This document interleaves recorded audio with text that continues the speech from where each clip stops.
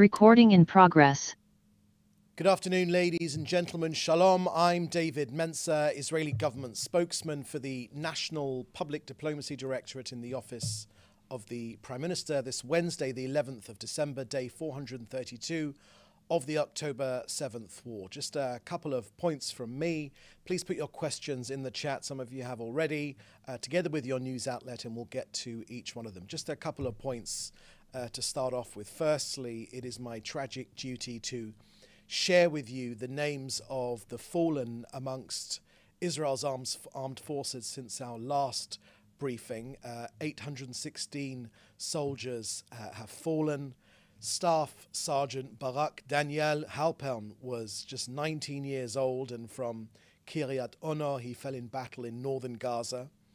Sergeant Omri Cohen was 19 years old, and from Ashdod he too fell in battle in northern Gaza, as did First Sergeant Ido Zano, who was just 20 years old, and from Yehud he was a combat medic. The Prime Minister expressed the condolences of the nation to the families of these heroic defenders of our country. The immense pain of these families and the families of all those who have fallen in our war of redemption is our pain. Together with the entire nation, he said, we embrace you from the depths of our heart. We are in an existential war that was forced upon us, in which we are defeating our enemies step by step. This is the testament to our fallen heroes, and this is the realization of the mighty spirit of the generation of victory. May the memories of our heroes be blessed and be in our hearts forever.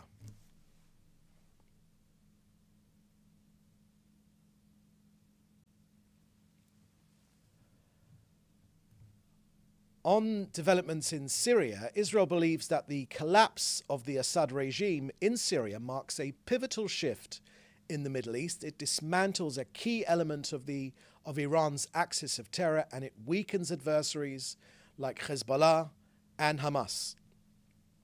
It's clear that Israel's determined military strategy, the elimination of Nasrallah, the significant blows against Iran and their terrorist proxies should serve as a reminder of our commitment to our national security and our sovereignty, and particularly on the Golan Heights. To be clear, once again, we have no intention of interfering in Syria's internal affairs. We, in our turn, hope for neighborly relations. We want nothing more, but you will have heard by now that we have and we will continue to do what is necessary for our security. Our eyes are wide open. Israel's security forces attacked and destroyed stockpiles of strategic weapons in Syria for the sole purpose of preventing them from falling into the hands of terrorists. The new leadership in Syria does not need chemical weapons. So to be clear, we will not tolerate a situation in which the new regime in Syria allows Iran to re-establish itself in Syria and transfers weapons to Hezbollah or attacks Israel.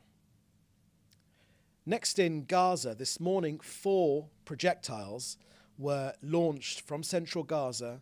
2 were intercepted by our Air Force and 2 fell in open areas in Israel. There were no injuries. Next, on Paraguay, I wanted to bring your attention that the president of Paraguay, President Peña, together with his delegation, is currently visiting Israel. Tomorrow, Israel and Paraguay will together inaugurate the Paraguayan embassy in Jerusalem, our eternal capital. So in the midst of complex times, this is a brave message of solidarity and support for the state of Israel. President Peña's moving words in which he said, "We will always stand by Israel, no matter the cost, because this is the right side of history." So these comments most definitely illustrate the courageous and ethical leadership precisely in times when the world is faced with attempts to distort the truth. Israel thanks Paraguay for its friendship. And lastly, on COGAT and the humanitarian aid going into Gaza, let me share with you our latest figures. On Monday, 201 humanitarian aid trucks entered Gaza, 55 entered Gaza directly through Gate 96. 6 tankers of cooking gas for essential infrastructure also went in. On Sunday, 4 water trucks and 2 wastewater trucks were delivered to international institutions in Gaza. They were donated by the UAE and they went through Kerem Shalom. We certainly want to improve the logistical capabilities of international organizations operating in Gaza and support efforts to enhance sanitation conditions in preparation for the winter. Let me give you our very latest figure from today. As of today, 1,178,488 tons of aid have gone into Gaza. Let me repeat that figure. As of today, 1,178,488 tons of aid have gone into Gaza. Now, this means medical supplies, it means food, it means shelter, it means humanitarian aid. All this has been facilitated by COGAT. The IDF and COGAT acts in accordance with international law. Hamas, on the other hand, want to starve their own people, but Israel is getting the food in. So that's the end of our briefing here today. Please put your questions in the chat and we'll get to them individually. First question here I can see is from David Clement from the News Forum in Canada. Has the Israeli government spoken to the new leadership in Syria? What has their response been to the strikes on military targets in Syria? Thank you for that question, David. I haven't got any additional information for you on that. Perhaps I could share with you the strikes that we did make on weapons stockpiles inside Syria. So again, our overarching theme is that we want good neighbourly relations with Syria, but in the last 48 hours, the IDF has struck the most strategic weapon stockpiles in Syria. We've prevented them from falling into the hands of terrorist elements. Yes, of course, we want liberty to blossom and flourish in Syria, but our eyes are very wide open about who these rebels are. We wish them success for the good of the people of Syria, but we know precisely what their lineage is, what their heritage is. So on Monday night, our action against, for instance, the naval operations took place. Our Navy missile ships struck 2 Syrian naval facilities simultaneously in the Al Beida port and Latakia port, where 15 Syrian naval vessels were docked. What were our targets? They were dozens of sea-to-sea missiles with ranges of 80 to 190 kilometers, and they were destroyed. We've taken those pieces off the chessboard. Each missile carried significant explosive payloads, posing threats to civilian and military maritime vessels in our area. Our Air Force and manned aircraft flew hundreds of hours over Syrian airspace. We conducted over 350 aerial strikes together with fighter jets, and a wide range of targets were struck, including anti-aircraft batteries, Syrian Air Force airfields, and dozens of weapons production sites in Damascus, in Homs, in Tartus, in Latakia, in Palmyra. Many strategic weapons were neutralized. Scud missiles, which were used against us by Iraq in the past, cruise missiles, surface-to-sea, surface-to-air, and surface-to-surface missiles, UAVs, fighter jets, attack helicopters, radars, tanks, hangars, and more. Our Northern Command's Fire Control Center conducted strikes on 130 assets in Syria, weapons depots, military structures, launchers, and firing positions. None of these weapons need to be in the hands of jihadists. And the Prime Minister made a point yesterday that this is precisely what the British Air Force did when it bombed the fleet of the Vichy regime in the early 1940s, which was cooperating with the Nazis. And the reason that the British Air Force did that was precisely for the same reason, so that these weapons and these capabilities would not fall into Nazis' hands, and for us, obviously, into jihadists' hands. Okay, next question is from Ruth Eglash from AFP, Agence France Presse. According to a report published by International Federation of Journalists yesterday, more than half of the 100, this is your question, more than half of the 104 journalists killed in the past year were killed by Israel in Gaza. 55 Palestinian media professionals and 138 Palestinian journalists. Could you respond to those statistics and to claims that Israel purposely targets Palestinian journalists? Thank you, from Ruth Eglash at AFP. Thank you for that question, Ruth. So we would strenuously challenge those figures. Let me tell you why. Firstly, that Israel, of course, does not target journalists. Indeed, I will remind you that it was a BBC journalist that was taken hostage in 2007, a fact which seems to have many people have forgotten. He was taken hostage and he was only released after a huge international campaign. This huge international campaign for the freedom of this BBC journalist resulted in Hamas setting him free. So we know that these huge international campaigns do have an effect. Sadly, we've not seen enough of an international campaign to get Hamas to release our 100 hostages still in Gaza, still in Hamas's captivity. Almost no news gets out of Gaza without it being cleared by Hamas. This is less true now because we have massively degraded Hamas. We believe we've killed around 20,000 of Hamas terrorists. So we believe that we've massively downgraded Hamas, but almost no news leaves without it being cleared by Hamas. Indeed, it's difficult to be a journalist and be independent in Hamas in Gaza because Hamas will pay you a visit and will silence you if you do not comply. This is a point which is never made by international media. Hamas control their story and they control what goes out. They are no strangers, an organization that engages in genocide, in the killing of whole families, on the burning of people, in rape, in the appalling torture of our people. None of us should be surprised that they lie about what comes out journalistically. None of those figures look correct. Another element, of course, is that many of these so-called journalists on this list, which you quote, Ruth, are actually Hamas operatives. We have provided the international community with lots of evidence. Not only are there photos of journalists or so-called pseudo-journalists inside Gaza hugging Sinwar, the dastardly leader of Hamas, embracing him, or of journalists, including journalists which are employed by Reuters and other major news agencies, including those journalists who have praised Hamas's murder against our people and have praised Hamas's tactics. So none of us should be surprised that these are, we don't believe these figures are correct. Of course, any genuine journalist who has been killed, that would certainly be extremely regretful by the state of Israel.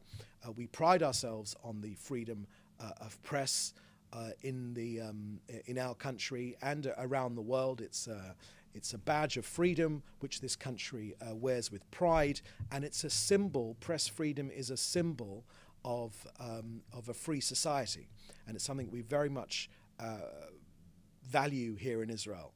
So we don't accept these figures. We don't believe they are correct. We know that Hamas controls the agenda. We know that probably most journalists inside Gaza are operating under the auspices of Hamas.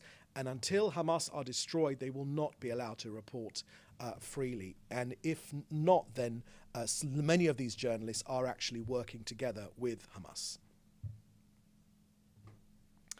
Next question here is from Howard Goller from Reuters, and your question, Howard, is that Israeli Foreign Minister Gideon Saar voiced optimism this week about a possible ceasefire hostage deal soon. What reasons are there for greater optimism today? And then you ask, how much of a difference does it make that Biden administration and Trump team are working together on this? And when tomorrow is Jake Sullivan seeing the Prime Minister? Okay, let me deal with those questions one by one. The first part of your question is optimism about a hostage release deal soon.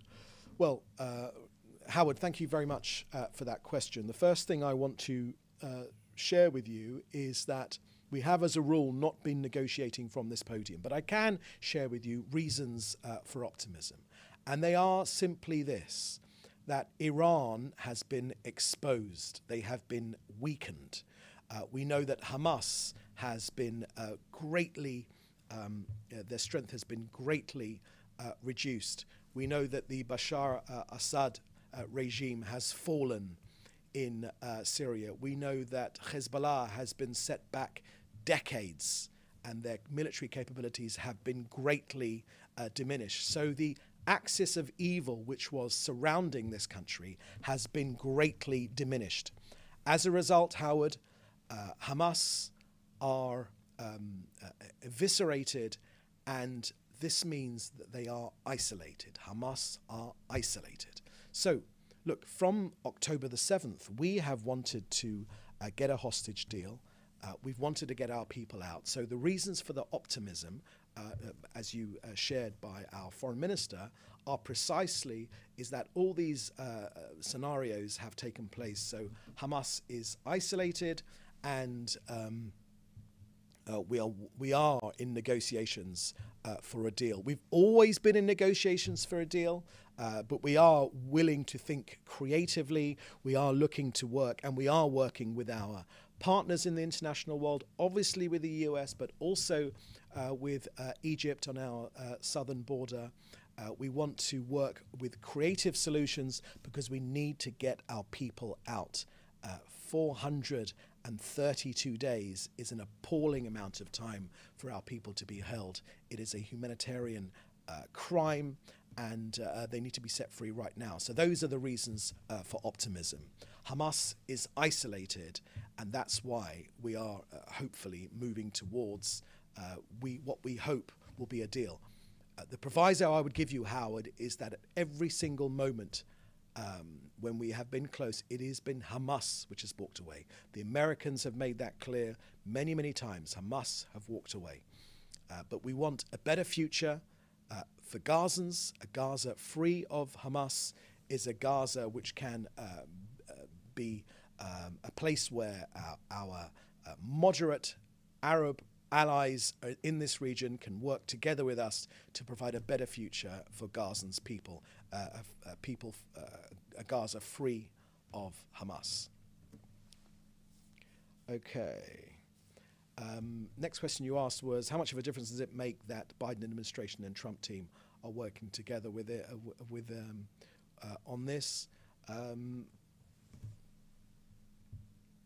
Look, the Prime Minister made very clear that he thanked President Trump for his forthright words when it comes to the releasing our hostages, getting them released. And of course, the Prime Minister's also made extremely clear the appreciation which we have in this country to the Biden administration for all their work in trying to get the hostages out. It is unfortunately Hamas which is holding them, and Hamas which refuses to set them free, and Hamas which have walked away from every single deal. We hope that changes now. We, on Israel's point of view, are willing to be creative about how to get our people out, and we will certainly do everything. We will leave no stone unturned to get our people home as soon as possible. Time is of the essence. We know that dozens of our hostages are alive. Many, unfortunately, have been killed by Hamas already, but dozens are alive, and they need to come home right now. From Israel's point of view, we'll do everything in our power to get them home. The last part of your question is when tomorrow is Jake Sullivan seeing the Prime Minister? It is our practice, Howard, not to share the details of meetings before they happen, and so we'll be able to report on that afterwards. Next question here is from Mark Weiss from Khan English Radio. Any update on southern Lebanon? Have the Lebanese armed forces started to deploy? have any IDF troops left the area? Thank you for that question, Mark. That is a question for the IDF, who will be able to give you a more precise answer to that because they are closely involved in that situation. We've made clear what our position is when it comes to the ceasefire agreement. Fire will be met by fire and peace will be met by peace. The difference between this deal and deals which have happened in the past is enforcement. Israel will enforce this deal. When Hezbollah seek to enter areas where they should not be, when they fire at us, when they threaten our forces or our country, we will attack them. Fire will be met by fire. We want this ceasefire deal to work for people on both sides of the Israel-Lebanese border. But if the deal is not, the deal will be enforced by Israel, and we will ensure that Hezbollah are not between the area of the Litani River and our border, and that the Lebanese army are taking the place of Hezbollah. Could you just scroll up for a second? Because there was a question up there. Okay. Question from Joel Pollock. Question from Joel Pollock at Breitbart News. Firstly, Paraguay opened its embassy in Jerusalem today. Is there an expectation that more countries will do so after the new administration takes office? Thank you for that question, Joel. The answer to that question is yes. I won't add too many more to that. Number two, the US has a policy that a sitting leader of government cannot be charged or compelled to testify in a criminal trial while in office. Should Israel adopt such a policy given the ongoing war? Thank you for that question, Joel. Let me answer you this way, Joel. It is a symbol of the strength and the freedom of our democracy, of the rule of law, of due process being taken forward and adhered to. It's almost impossible to imagine anything like this happening in any other country in our region. And we look forward to the day when the legal system in other countries and the democracy and the freedom is so ingrained that these sorts of things could happen in other countries. So it's a strength of our democracy. The Prime Minister has made his views on this issue abundantly clear, as his legal team, and that's about as much as I'm going to say on that. The third part of your question is the story of Hanukkah, says Joel Pollock at Breitbart News, involved a victory over the Syrian Greeks. Given the holiday season, is Israel drawing parallels to the current situation in Syria? Thank you for that question, Joel. It's true that this year Hanukkah and Christmas do coincide. The story of Hanukkah is exactly as you say, the triumph of good over evil. It's a triumph of religious freedom. As you say, the forces against the Jewish people sought to wipe out our people and our adherence and to our traditions. They did not manage, and the mighty Maccabees were able to rededicate the temple in Jerusalem. And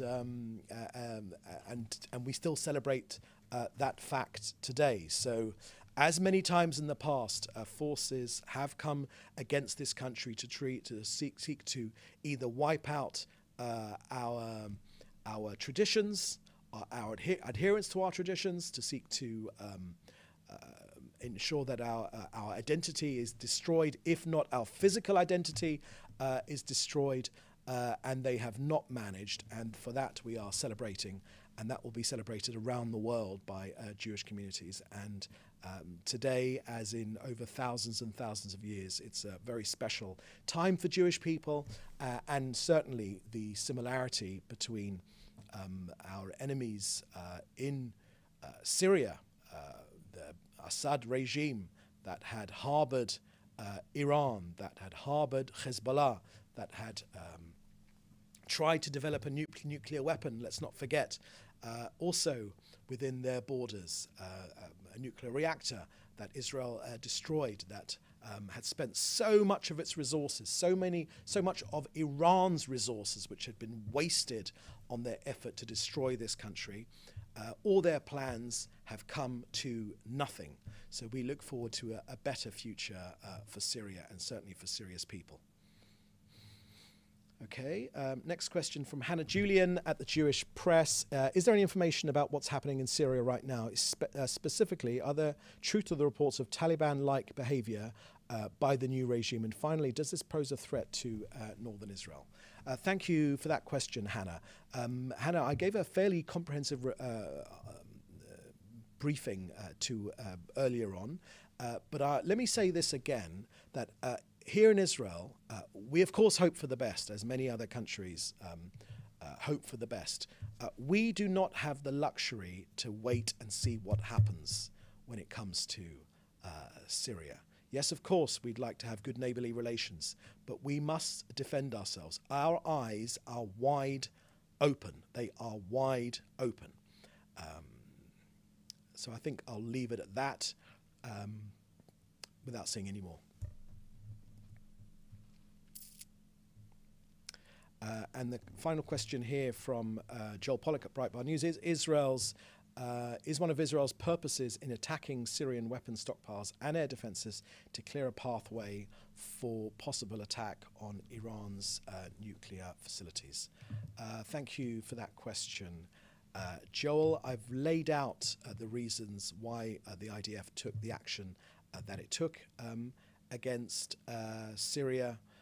Yes, of course, we want this is a historic time for the people of Syria and for the Middle East. It's the end of tyranny in Damascus, and it certainly does offer a great opportunity, but there are significant dangers for Israel. So our forceful action against Hezbollah and against Iran, Assad's main supporters, they were used by Assad's enemies. It set off a chain reaction for those who want to free themselves from this tyranny and oppression. But it also means, and this is the answer to your question, that Israel has had to take action against possible threats. Now, one of these has been the collapse of the Separation Forces Agreement, which has stood for 50 years. With the Syrian army having abandoned its positions, we gave our forces the role to take over these positions and ensure there were no jihadis forces right on our border, or Hezbollah for that matter, embedded right on our border. And we've made clear that this is a temporary defensive position until a suitable arrangement can be found. So yes, of course, we put out our hand to peace to all those beyond our border in Syria, to the Druze, to the Kurds, to the Christians, and to, of course, to the Muslims who want to live in peace with Israel. But we are following events extremely carefully. Our eyes are wide open. And when it comes to Iran, we've made our position extremely clear when it comes to Iran. Iran have, unfortunately, they are the head of the octopus. Israel has destroyed major parts of Iran's air defense systems and missile manufacturing capabilities, and we've demolished a significant component of their nuclear program. So we believe that Iran is exposed. So together with our allies, we will prevent Iran from obtaining a nuclear weapon. That has always been our top priority. Okay, that's the last question. Are we sure that's the last question? Yeah, that is the last question. So thank you for joining us today. Please do stay safe and be in touch in the usual way if we can be of assistance. Thank you very much, and bye-bye.